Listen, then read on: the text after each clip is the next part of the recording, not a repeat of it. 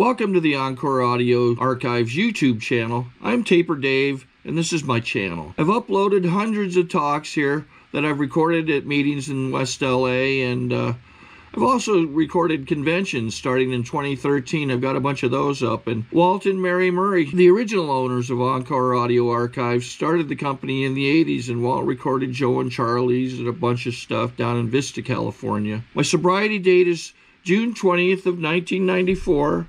I hope you find something you like, so please like and subscribe to my channel and comment down below.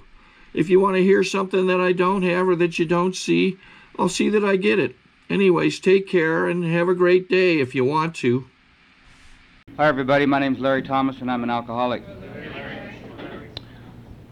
I want to thank you for asking me to come out and be with you. It's good to be in a meeting of Alcoholics Anonymous, and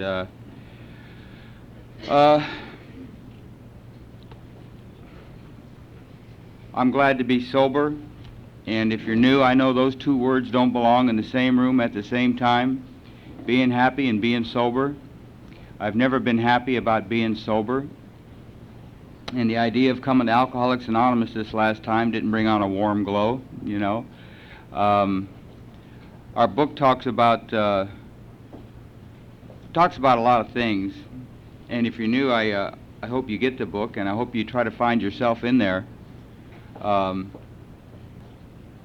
one of the lines of the doctor's opinion, it says that the only answer to the alcoholic is entire abstinence.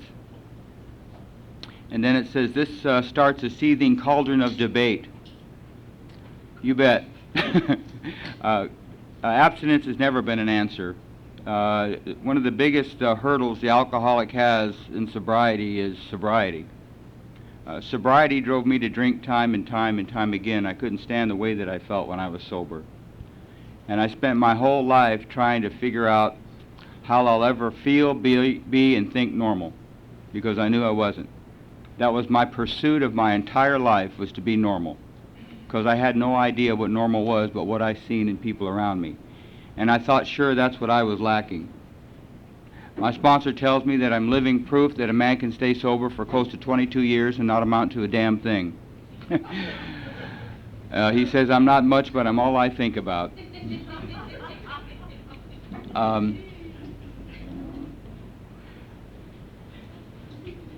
I've always been a loser. I've always been a hostile loser. I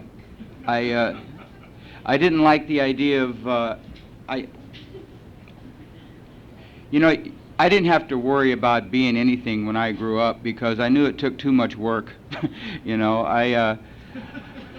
It was just, I want to get by with as little as possible effort, and have as much as I can, So I spent a lot of my times dreaming about things, and then the other 50% talking myself out of those dreams, and drinking over the frustration of. But if you're new, they talk about sponsorship here, and get yourself a sponsor. And if you don't know what one is, years ago in the racing industries, the dragsters were going so fast that the front wheels were leaving the ground, and it was killing the drivers. So the engineers got together and designed this little device that goes on the back of these dragsters called a spoiler, so that no matter how fast its dragster goes, the front wheels stay on the ground. Hence the name sponsor. Get yourself a spoiler who doesn't care how fast you're going, but that your feet are firmly planted in meetings of Alcoholics Anonymous, And that's why I have a sponsor. It's for no other reason, but because I've got to be honest with somebody, and I can't live in secrecy. And somebody has to know how I tick, and he's got to be in that room with me. Not somebody that lives back east or somebody that I heard about. I need to see this guy often, that he's doing what he's telling me to do, that he's a living example that this thing works good or bad, And I was born in Detroit, and being a loser, it seems like people are always bringing people to your side to compare you to. You ever notice that? They're just bringing you strangers, and they're saying, hey, why don't you try to be like George over here, for Christ's sakes, And I remember that happening in high school. I was a freshman, and I got caught for being drunk, and I was in the principal's office, and me and my dad are sitting in there, and my dad sees this picture of a star quarterback up there on the wall, and he says, "Why don't you try to be like Coy?" And I look at that guy, and I go, "Yeah, sure." Next year, I got caught for being loaded and drunk. I drove a janitor's cart through a library door. And me and my probation officer and my dad are sitting in my principal's office, and the principal says, he talks to the probation officer, and he says, "Why don't you try to be like Coy?" I says, "Okay." And my junior year, my big sister starts dating a guy, and she brings him home, and it's the star quarterback, right there on my goddamn couch, And my mom comes running over to me, and she says, "Honey, why don't you try to be like Coy?" My senior year, I'm getting ready to do 90 days, and I read the newspaper. Somebody slides the Daily Breeze news, and it says, "Coy makes all-pro CIF." And I go, "Shit, I'd like to be like Coy," And it seems like nowadays that whatever goes around comes around, and it seems like on every street corner there's some guy selling oranges or peanuts, or he's got this sign that says, "I'll work for food." Like you don't, And yeah, and everybody's I always look like I need help. People are always stuffing pamphlets in my pocket and finding out if I found Jesus yet, and and all this stuff. And sure enough, I'm 5 years sober, and I'm in my van, and this guy's got this sign that says, "I'll work for food," and he locks eyes with me. And I go, shit, he's coming over to my van. I'm going, man, I got $2, and he ain't getting it, because I'm the cookie lady that night, And he sticks his head in the van, and he goes, "Larry? Larry Thomas?" And I go, "Coy." It's that son of a bitch, it's that star quarterback, man, I thought, shit, I thought this guy had it made, And I thought, man, if there was any justice in AA, and maybe my sponsor would shoot this guy a letter asking why he can't be like Larry, I thought the guy had it made, man. And everybody always looked like they had it made, didn't they? Jesus Christ, man. I was born in Detroit. I come out to California. I love Tokay wine. I love two-and-alls, and I love Latin ladies. And I brought out from Detroit when I was about 3-4 years old. My mom and dad split up. They put me in a little foster home in the Harbor area, and they finally got together, and my mom was a great lady. My mom was a little Scandinavian lady, and my mom loved speed. She was always eating those diet pills and running around the house around midnight, just cleaning the garage and, mowing the neighbor's yard and all kinds of shit, She got a hold of an edger, did the whole block one night, and waited up all night to do it again the next day, Couldn't wait to get out there. You'd come home from school, and she'd be moving the fridge by herself because she's going to do some waxing, And her favorite thing was to do, she loved to make Afghans. Stay up all night and make Afghans, And everything in the house had a fresh Afghan on it, Chairs had Afghans, the couches had Afghans, my dad's golf clubs had little chipmunks in it, And if there was any animals, they had a fresh vest on. And she's just busy all night, man. And she would take that speed, and her favorite hobby was to make these jigsaw puzzles, these 30 million piece jigsaw puzzles, of Yuma, or something like that, where you can't mix up the pieces, And she'd go to Save-Ons and get her a carton of Raleigh cigarettes because they had the coupons on the back, and she saved those coupons to buy more yarn. It was a hideous cycle she was caught up in, She'd come home, plop open that card table, and put on her muumuu. She had one muumuu her entire life, and that thing was wearing thin, And she'd come home and start putting together this puzzle, take some more Dexies, and she had a big pair of toenail clippers, because if she had a piece that didn't fit, well, she'd snip that son of a bitch down, because she's got a job to do, But I tell you what, if there was one thing I got from my mom, was I was her favorite son. I was her only son. So it's an easy target, you know what I mean? But my mom let me know she loved me. There was no doubt about that. I was in the middle of two sisters, and they were always in cahoots. You know how they are, you know. But she let me know, and you know what I did with that? I was to do with anybody else that ever show me any ounce of affection or attention. They go into a little filing cabinet in that alcoholic's mind. Because when all the aces are being ready to be played, you can bet your bottom dollar you pull out Mom's name or anybody else that ever showed you any attention, even if you don't even remember their goddamn name. You know, if you got a matchbook with a phone number on, you're calling it just to see if they got money, you know what I mean? You know, and that's the kind of guy I am. I don't know anything about returning love or affection. They just go into a filing cabinet so they can be pulled out, you know. Now, my dad was a happy drunk. My dad was a Nat King Cole, Bobby Darin, singing the blues drunk. He was a World War II vet. My dad loved to drink. He was a happy drunk. He was a miserable man when he was sober, you know. But my dad was always sneaking into his own home. It was amazing. He didn't have keys to his own front door. I thought was weird, and because he was always sneaking through my bedroom window around midnight, you know. I could feel the old refinery boot sneaking in, and right on my chest, I grabbed it one night, and I said, "Why don't you have Mom make you a set of keys?" I said, "Shit, she's up anyway, you know. I mean, I can hear the Hoover going now, you know." Oh, God, did he scare me. My dad made a habit of beating the shit out of me and talking to me while he did it, you know. You know what I'm saying? You know, you son of a, you know, just, you know what I mean? And not that that's bad, because he proved a point. He doesn't care if I screw up. He just let me know there's a price to pay. You don't want me mouthing off to Mom and stealing his Camel cigarettes and shit. There's a price to pay. You know what I mean? And he let me know that. I don't have a beef with my dad for doing that. You know what I mean? My dad, I wanted to be like the old man. But he intimidated the hell out of me. He scared me, you know, because I didn't have what he had.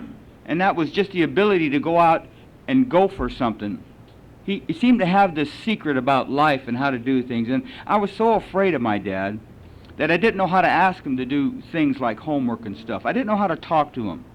I wanted him to see that I had what he had by just looking at him. You know what I mean? And I felt that it would be weak if I ever asked my dad how to do things, you know? And my dad was willing. My dad was perfectly willing, you know? And around about 11 years old, sobriety stopped working. I'd had about enough of it.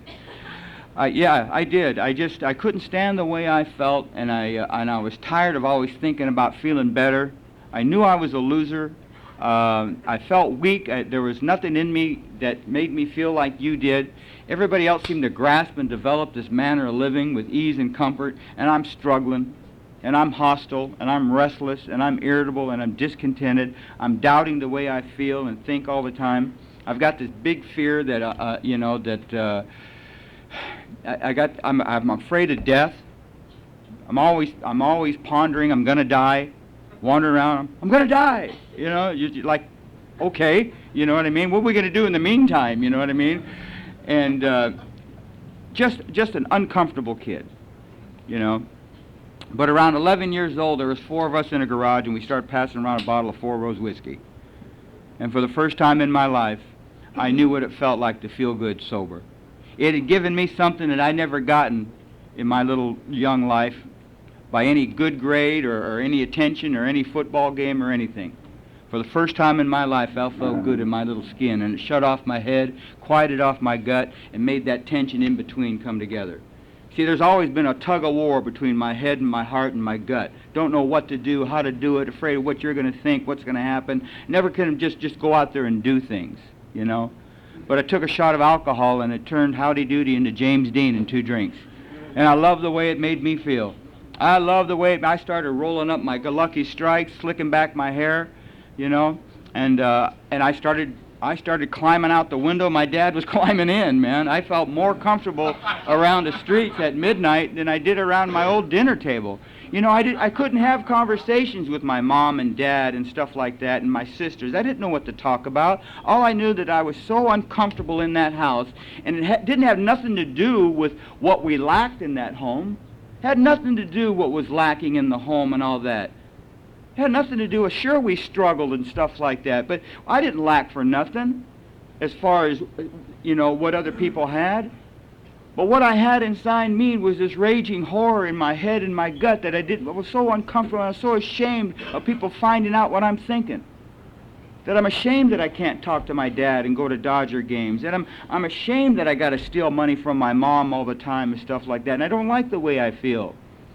You know, but I start running around those streets at midnight and I'm taking shots of cheap wine and I don't feel that shame anymore. I feel a part of life for the first time in my life. And I didn't head out to Skid Row that next day, but I got the address, you know, because I'd found something, you know.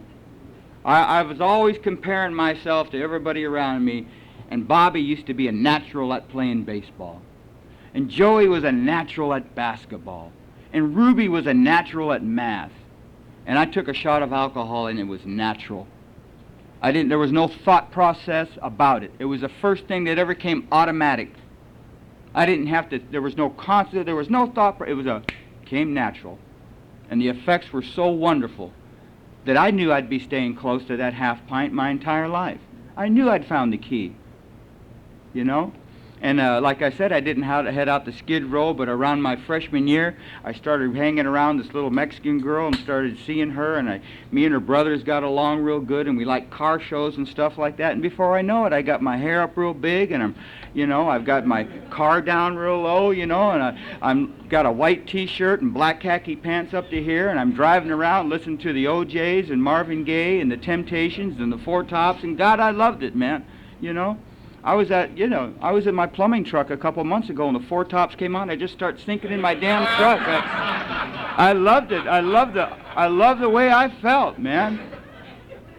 I had a little Mexican girl named Lupe, and she got her hair up real big, and I'd get up my hair up real big, and we'd eat those reds and drink that port wine and wondering what the hell you're looking at, you know. Now I know, you know, shit. I ran into a kid like that. Man, I used to get my hair up real big, have these white T-shirts. Somewhere, somebody told me that men who are well endowed had big feet, so I got me a pair of 15-inch pointed shoes, you know. And I had big hair, big feet, damn near killed me one night. Some son of a bitch was just kicking the shit out of me, and I kept bouncing back up, you know. Boom! And I'd come right back up, man. It just, stay down, Weddle, you know. And the only thought I have is when that son of a bitch is done, I'm going to kick his ass, you know. I don't know about surrender.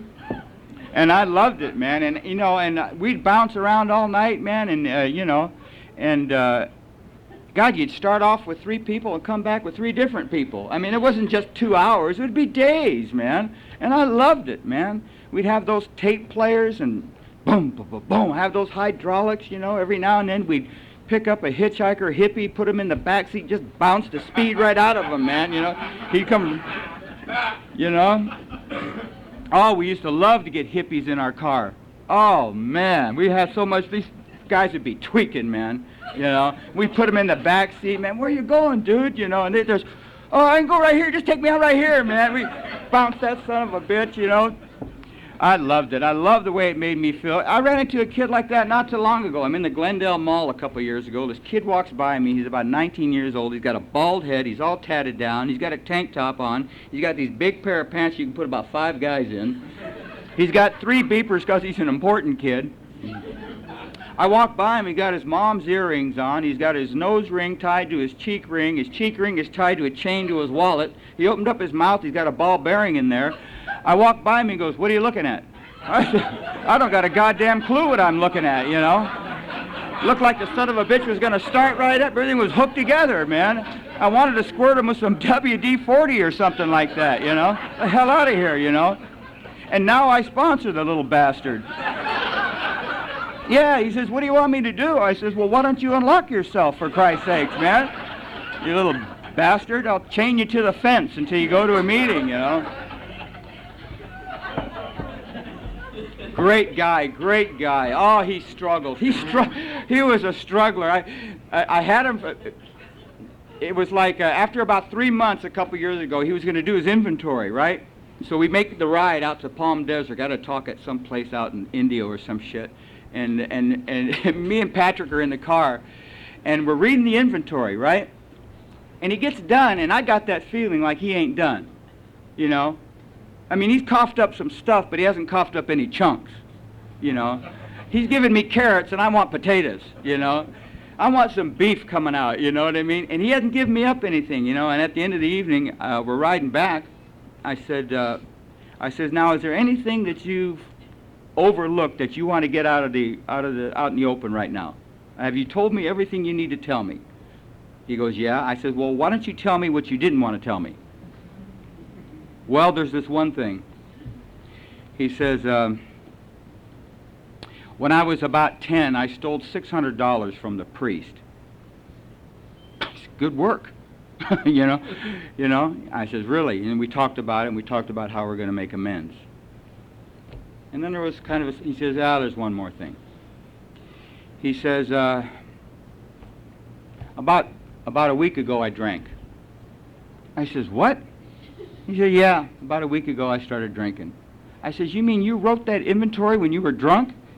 He goes, no, just the hard parts.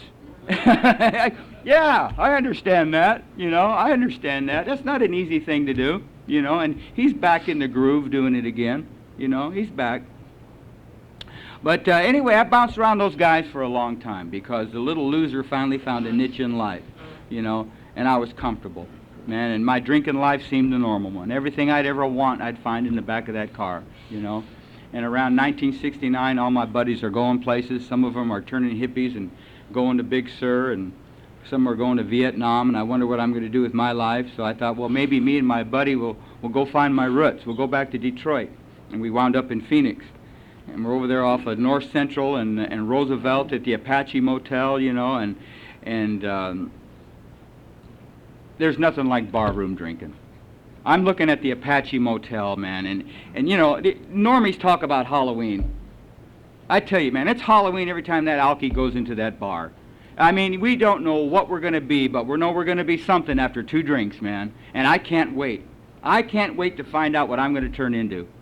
You know, I'm going to be an astronaut in 2 hours. I know I am, man. You know, something's going to happen, and the anticipation is killing me, you know. And I love those bars, and I love the people in them. I love all the food that's in the bottles and soaking in there, all those pig's feet and shit I love the whole thing about it, man. You know, I love the dancing. I love the shuffleboard. I love the fights. I love the stinky people in them. I love the bars, you know. I love cheap whiskey and cheap people, you know. I love it. I love that whole deal about bars, you know. And that's what we do, man. We just stare at the... And I've got this ability, I'm such a goof, that after 2 drinks, I start sounding like who's ever sitting next to me drinking. It's an amazing... I have no personality of my own, you know, and I just... This guy could be from Tennessee, and after 2 Boilermakers, he's going, hey, how are you? I go, I'm doing fine, how are you? You know, he could be from China. Hi, Mr. Letty, how are you? Doing fine, how are you? You know, long as I ain't me, I'm all for it, you know. And I love those bars, and I love drinking in them. And we're staying at the Apache Motel, and you know, it's like $40 a month. You know, everybody's got a TV, and it's in the lobby, you know. And you spend, I don't know, I spend most of my time just drinking and dreaming and dying, looking out that window, wondering what's going on, you know. One of the biggest things that I have that fuels me is my self-pity. Oh, Jesus. I ran on that for years, you know. Wouldn't do nothing about it, you know, because that was, I love the way that made me feel, you know. And anyway, I hook up with this guy down there, Ernie. Ernie's from Tennessee. He says, I know how we're going to make some money. He says, not too far from here is a horse track. He says, we're going to get you down to 95 pounds. You're going to be a jockey, you know, and I'm all for that, you know. Start getting into training, you know, and he says, I got a bag of this stuff, and he has a bag of speed. He says, you're going to take this, and after, you know, 2 weeks, 2 months, I'll come back then, and we'll weigh you in, we'll get our colors. And the guy comes back in about a week, and I'm in the same doorway. I'm just, you know, like that, you know. I'm faster than any goddamn horse I've ever seen in my life, Ernie, you know. He says, you couldn't have possibly taken all that, you know. So we canned that idea, and then I start working for this plumber. I worked for this plumber for about a week. I faked a knee injury. We take me to the hospital. I get me some Percodan. Me and Ernie meet these guys in the bar. They're There's some guys from Tucson. Anyway, we start writing prescriptions and selling them.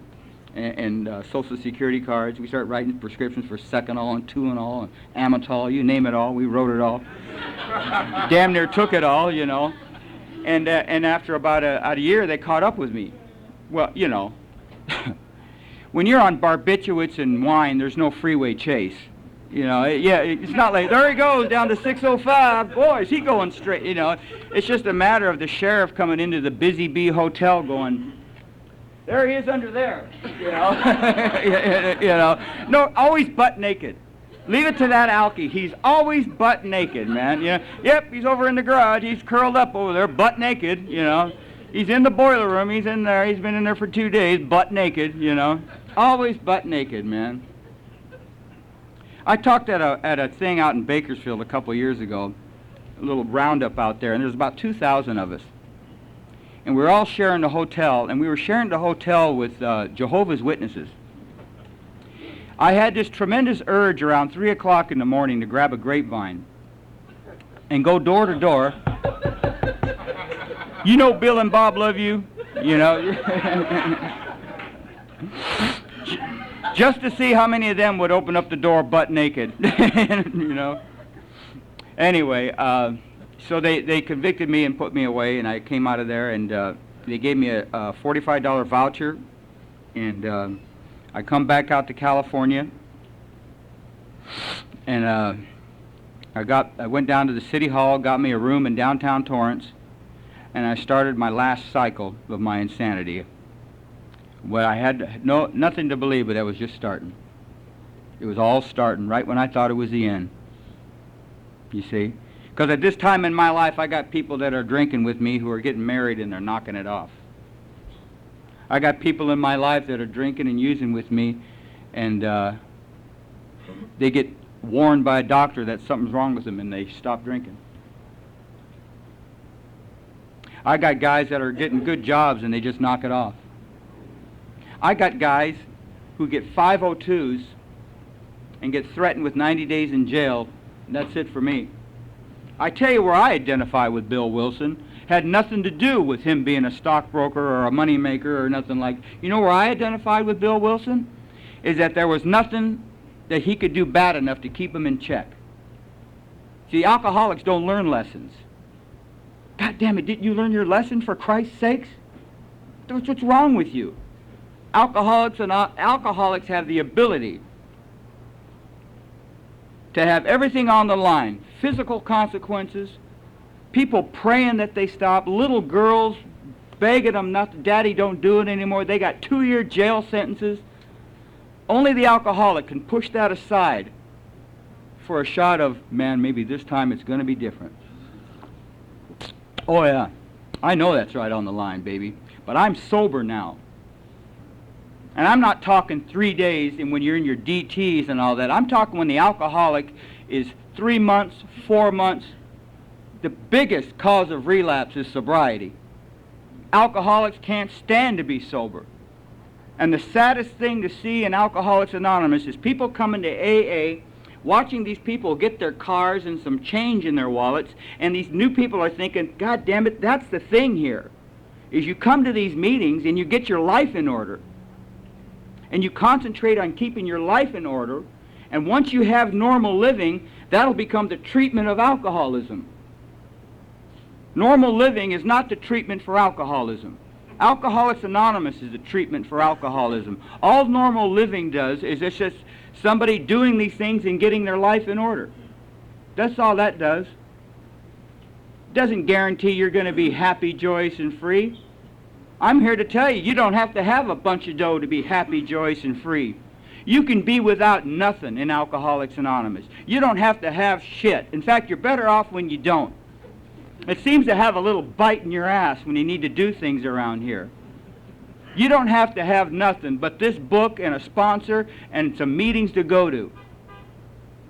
Normal living has always been the distraction of the alcoholics of our type, because we're surrounded by so many non-alcoholics in these meetings who seem to get by with one meeting a month, show up for their cake, bring their own candles, drive up with their BMW, and we're thinking, shit, man, I came in with that guy, you know? I gotta follow him. And they get trapped in that thing, that the pursuit of this disease and its treatment is normal living. Nonsense. That takes more people out because they get more used to taking care of their things than they do the things than their blessings here in Alcoholics Anonymous. You see? That's what it was like for me. You know? That's what it was like for me. And in 1974, I'm living in a hotel downtown Torrance, a Greyhound Hotel, and I get sentenced for 6 months. And I'm up there in the county jail. And everybody's talking about what they're going to do when they get out. Rudy's talking about getting that job back at the machine shop, and Pico's talking about going back home and stuff like that. And all I got in my mind for 6 months is that I got a pint of Kessler whiskey buried on Crenshaw Boulevard. And I can't wait to find that son of a bitch. You can go ahead and find your happy home and find your machine shop. I've got a pint waiting for me. And for 6 months, I was shining that bottle, man. Whoa, baby. I'm talking to it every night. Are you going to... I can feel you right now, man. I'm just, you know, I could just hear the cap, man. Just nice, crisp morning, getting off that jail bus, running down from L.A. County, taking it into downtown Torrance, you know, running up Crenshaw Boulevard, just like a commercial for a toilet paper, just... And I get to Crenshaw Boulevard and I can't find it. You know, and I'm going up and down a 5-mile stretch of Crenshaw Boulevard like the days of wine and roses, man. And I'm tearing up these bushes, man. God, I know it's on the west side, on the south end, you know, and I'm right by the mobile refinery, and I'm tearing up bushes over there, you know. And the cops come and they, how you doing? You know, are you a gardener that's out of work, or what the hell you doing, you know? And I couldn't find it, and it drove me nuts, you know. And they let me loose. I finally got some money, and I got me a half pint of Thunderbird, and I don't have a place to sleep, so I find a carport in an apartment building, and I'm sleeping in this carport in these apartments, you know, where people keep their barbecues and shit like that. And I come out of this carport at about 3 o'clock in the morning, and I got to go to the bathroom. I got to take a leak, a number one, you know what I mean? And I'm over there in the carport, and the car pulls up. Jesus, can you just wait? you know. And the guy pulls up, and he's got his wife, and the kids are coming back from vacation. Honey, call the cops. Let's get this son of a bitch now. And I just dart off down the alley, you know. And I'm running down the alley and stuff like that, and I get away. And about a week later, I'm over at Olvero Street in 1975, curled up in the street, and they pick me up for being a public nuisance, a public drunk. They roll me up and they send me up to Wayside, and I'm up at Wayside for about 2 weeks. And they send everybody down to the South Bay Courthouse.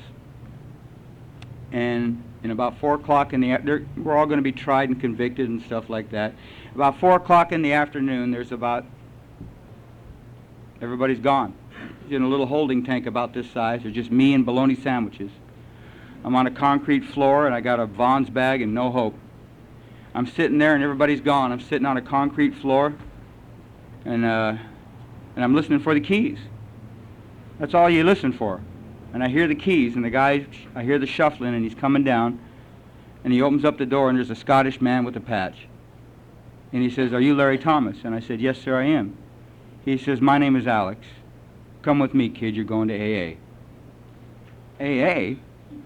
Well, those are two initials I've never heard of before. I've heard of OR and PO, but what's the AA, you know? And, you know, who's the Scottish pirate all of a sudden, you know? And, you know, aye, lad, you know. I said, Jesus Christ, man, you know. And how did he know I'm in here?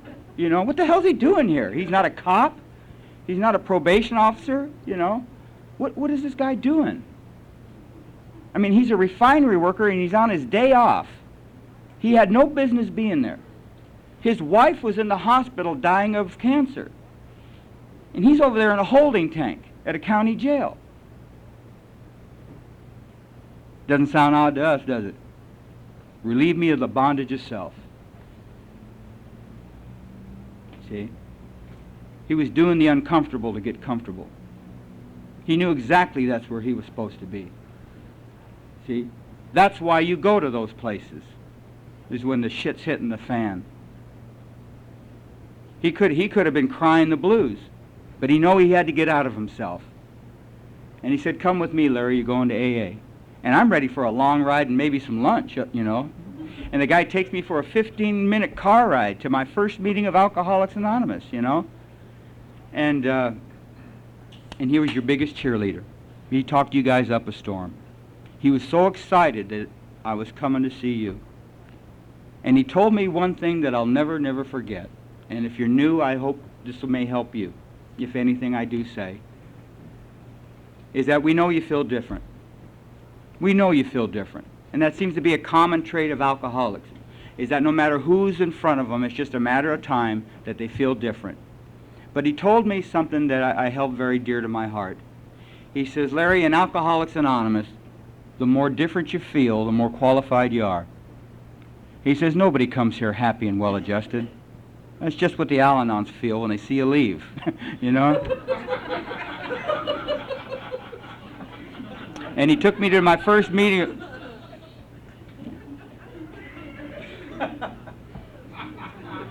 And he took me to my first meeting of Alcoholics Anonymous in 1975.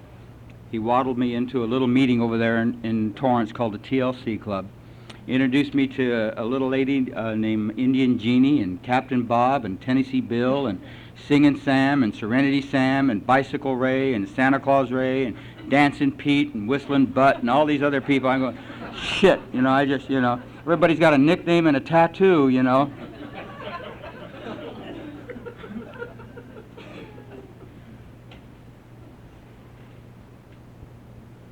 And I was different. And from 1975 to 1982, I came in and out of Alcoholics Anonymous. 30 days get drunk, 60 days and get drunk, 90 days and get drunk, and that don't make me a worse alcoholic or a better member. All that did is prove me one thing. Prove me one thing that I know without a shadow of a doubt, that Alcoholics Anonymous is a process of change. That if I don't change, my sobriety date will. That it's difficult for a man like me to come to Alcoholics Anonymous, be happy, joyous, and free, and hang on to my old lifestyle. And that's the only thing that I had going for me, was that loser lifestyle, and I was afraid to give that up. It's killing me, but it's the surest thing I got. I know it's a loser image, but man, what else you got to offer? You want me to go through that hole in the donut? What's going to become of me? I was so afraid to give up these defects of character because that's what they were. They formed me. And if you take away those defects of character, you're going to leave me with that gray, dull thing that drove me to drink. Don't take those away. Don't make me become a man and responsible. You see, I'm a something-for-nothing guy. All my life I've wanted something for nothing. I'm the type of guy that demands to feel special. I'm the type of guy that does 8 hours of work and I think my boss is in the office going, "Jesus Christ. God damn it, man. They don't make them like that anymore. Jesus Christ." And he only took a half-hour lunch, too. Oh, man. Jesus, don't throw away the mold. That guy's something. Always got to feel special. Always got to feel special, you know. You know. My old man used to tell me to do chores. I hated him for it. Take out the trash. Take the barrels out every Tuesday morning. I'd be taking those barrels out, just killing them in my mind. You son of a bitch. Wonder if Lucy and Tina see me, you know. Well, they were asleep, you know, you know what I mean? And then after about 2 months of that, my dad got me a cart to wheel the barrels out with, you know, a dolly. And I says, not only does he think I'm his butler, he don't think I'm man enough for the job either, you know. Always got, and you know what? I'm still like that today. I put a new toilet seat on for my wife, and I waited 3 months for her to say something about it, man. Yeah, every night she'd come home from the meeting. I'd be up there, "Come on, Rosie. Come on, man, get out of yourself." Jesus, man, that's a brand new piece of cherry wood you're sitting on, lady. Come on, man, work a program. Jesus, you ungrateful son of a gun, man. Took me a half hour to put that thing on. Get out of yourself, you know. I mean, you know, you're reaching back there for stuff. You got to see what you're sitting on, you know. Took her 3 months to notice it, you know. I finally had to say something. She, "Oh, yeah, I noticed it the first night you said, you know." Yeah, Always got to feel special, you know. That's why it was so easy for me to be new. No change involved. And I created that cancer in a slipper. And that is, when things get shitty, I can always leave and come back. I can always get sober again. I did it once, I can do it again. I'll stay here and get physically sober and mentally ill. And I'll secretly pursue my normal living. Because I know if I get the right amount of stuff and the job going together, I'll get on my feet. Whenever I feel like it, feel like drinking, I can come back to AA. Damn near killed me. I had no idea about total surrender. I had no idea what alcoholism is. I didn't know that we've got the hideous disease that strikes us when we're sober. I had no idea. And in and out of Alcoholics Anonymous, in 1980, there's a guy doing his 12-step work, and every time I called Alcoholics Anonymous, somebody would come and get me. And they were always clean and they were sharp. You see, one of the things that I like about you, one of the things that I treasure in my life today, is the ability to get cleaned up to come see you. If I ever get beyond that. Okay, see, that wasn't my longest drunk. See, something happens to you when you're out there, and I hope that happens to you. Somewhere along the line, Alcoholics Anonymous begins to look like a step up instead of a step down.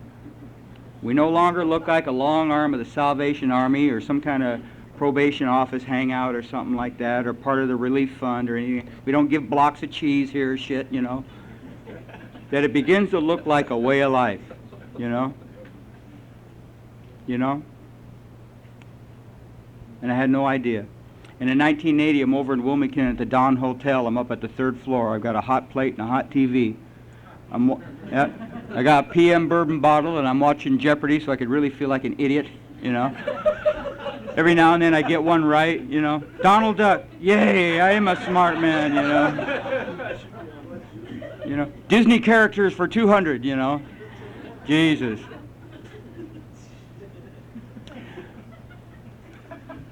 And at 10 o'clock in the morning, I hear a knock on the door. Larry, it's Don. Oh, my God, it's that guy from AA. I didn't even call him, and he's coming over here now, you know. He says, can I come in? And he opened up the door. He says, Larry, what the hell's going on? You had 15 days, kid. You're going to be a janitor in the city of Lomita. There's some hope for you macho men, you know. He says, what's going on, kid? And I took a shot off of that bottle, and I told that guy, I don't want what you have, I don't want what you got. That if it get that bad, I'll know what to do. Now, why don't you get the hell out of my room and let me do what I want to do? The cry of this alcoholic. Let me do what I want to do. Ain't nobody going to tell me what to do. Be a cold day in hell before I get a cup of coffee for another man in AA. Be a cold day in hell before I get here early and set up chairs and clean up. Be a cold day in hell.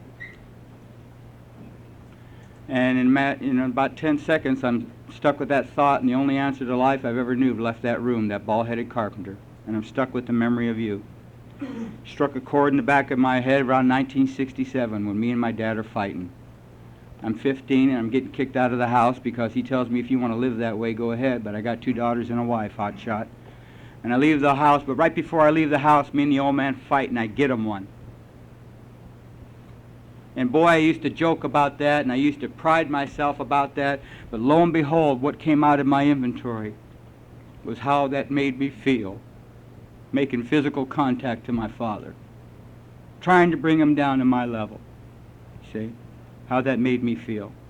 How it made me feel, man, after being a year and a half on the street or something like that, and you hadn't seen your mom. And your poor mom doesn't know what to make of you anymore, but you're in this parking lot, and you just got out of the mental institution over there in Camarillo, and you're coming by there, and there's 50 yards between you and your mom. And she's working in a dry cleaners, and the only thought that you have is she better have $1. Now you take that same 50 yards, and you get a man that's sober in AA, and put him between him and a secretary. How come he can't waddle up to that secretary and ask for a commitment?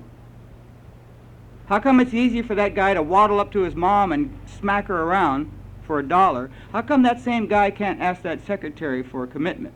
It's the same distance. See, that's what you got up here. You've got a guy that's only been concerned in himself his entire life. And all that left my head in about 10 seconds is the only answer to life I've ever had left that room, that bald-headed carpenter. And on May 2nd, 1982, I'm stuck with the memory of you, and I'm going by a Woolworth store. I get ready to check into the Beacon Light mission. I got my hair down to my shoulders. I got my Goodwill clothes on. I got a half pint of tawny port in my pocket. And I check eyes with the thing, and the thing's 120 pounds, and he's yellow. His eyes are cut. His shoes are tied to his pants, and he wondered whatever happened to his dreams. Bastard never had a dream. Never had a dream in my life. I've been blocked with nightmares, hoping for a dream.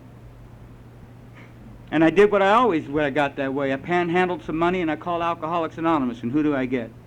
I get Don. I said, Don, this is Larry. I'm ready to come back to AA. Will you come and get me? And he told me the most profound thing I've ever heard in my life. He said, no, you little son of a bitch. He says, you know where we are. You know what we got. If you want to get sober, get your rusty ass down here yourself. I'm tired of chasing after you. And he hung up. I said, my God, whatever happened to that AA love? Well, I just heard it. I had just heard it. And for the first time in my life, I walked from Wilmington to Torrance, and I waddled down to that Alano club with my poopy pants and no hope.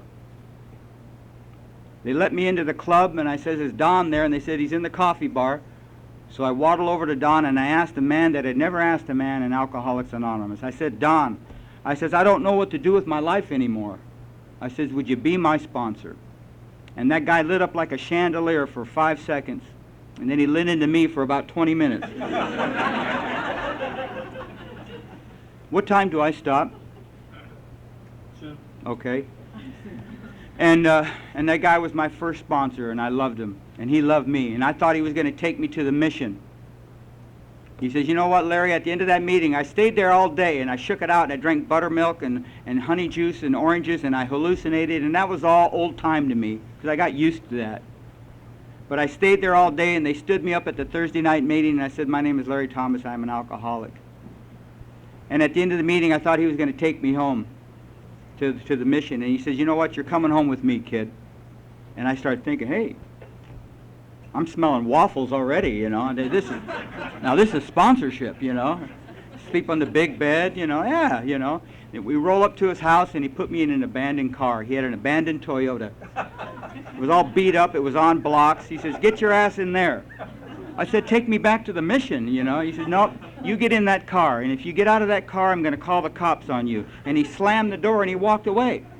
And then he come running back, and he opened up the door, and he says, while you're in there, hotshot, you better get a God. And he slammed the door again. I said, what the hell's wrong with this guy, man, you know?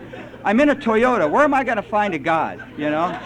In the glove box up here, you know, and at 4 o'clock in the morning, I was watching the trees breathe. And I said, you know what? I never want to be new again. I'll do whatever it takes not to be new. I will follow this carpenter, this bald-headed carpenter, till he gets hair, you know. I will do whatever this guy tells me to do. I just do not want to be new again, and I've never given anything 100% in my life. I'm going to let him have me for a year. I gave him a year. I'm going to let him have me for a year. But I'm going to do whatever this guy... I have never done what anybody tells me to do totally. I've always shortcutted. I'm going to let this guy have me, because I don't have another idea, and I'm so afraid. See, when I get up every morning, I would do it like these people say in AA to do. Get up every morning, and I'm not going to drink. I'm not going to... Well, God damn it, that takes some willpower. I'm not... Damn it, I ain't got any more. I'm powerless. When I get up every morning, I go, I'm going to drink.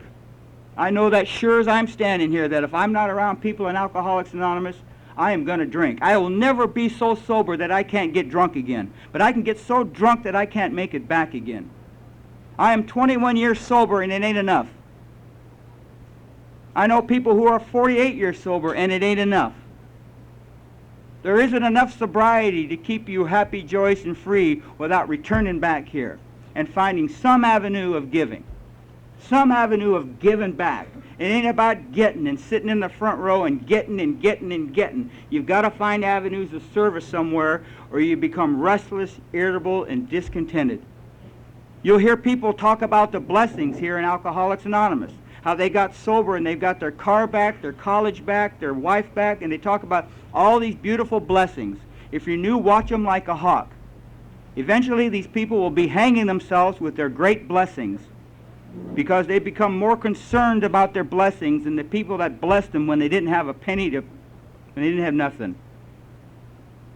You take care of your Alcoholics Anonymous, my sponsor tells me, and great events will come to pass.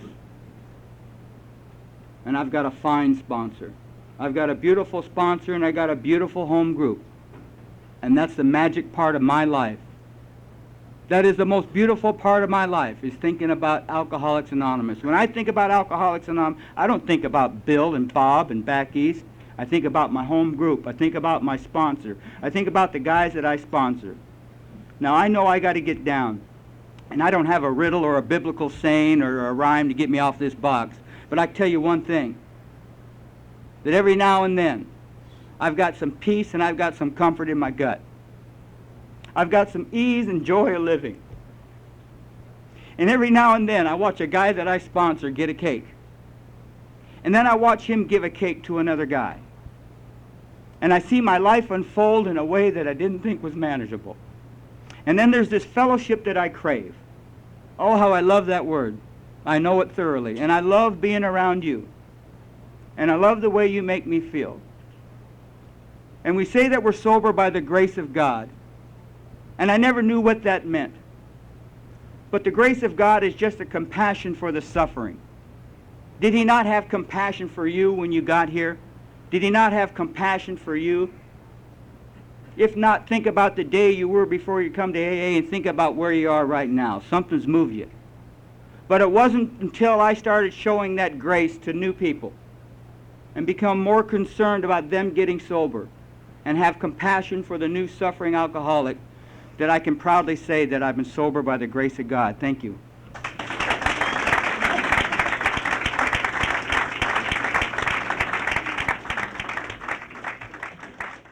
Sorry to interrupt your viewing. Taper Dave here. Just wanted to take a second to ask you to like and subscribe to my channel. Let me know if you like what you're listening. I've got some very good talks here, and this one's a great one. Just curious, do you think this is better than Zoom? Tell me what you think. Okay, this is how I prepare my drone for launching. I like to do it inside the cab of my truck so I don't not standing outside in the weather. To install the joysticks for control, up and down, right and left, powered on. I have an Android phone that I use to connect it to the drone with. And it's actually controlled through the iPhone, through an app. Oops, wrong way. It's actually controlled through the iPhone, or through this Android phone, through the app.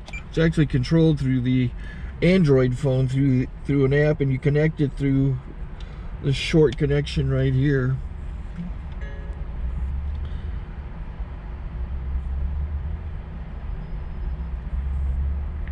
Remote control connected. Remote control's connected. So I pull out the drone. I have to extend the legs.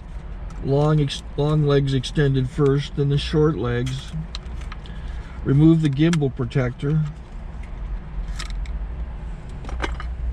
Set that aside, then power it on one short burst and one long burst. I lay it down. So I have to go to calibrate. So the drone's not connected yet. It shows you here as this drone gets disconnected, even though the remote's powered on. So the drone has to establish it's connected. So I go into the app to calibration mode. First I'll calibrate the remote controller. Start calibration. Out, in, oop, out, in, up, down, and then this little wheel is to control the gimbal. So it's calibrated. Go to gimbal calibration, start calibration, and then it calibrates the gimbal. I don't know if that shows up. The gimbal's moving all over the place. Changes, you can see it on the video. And I'm calibrated to take off. It's acquired 7 satellites at the moment. There are 26 satellites up in the sky, which it has to acquire before you can take off. So it's connected. It's got enough satellites. This is white. I can go to press this little arrow button, swipe right to take off, and it would start the motors if I slid this to the right. But I'll wait till I get outside. Don't want to do it inside.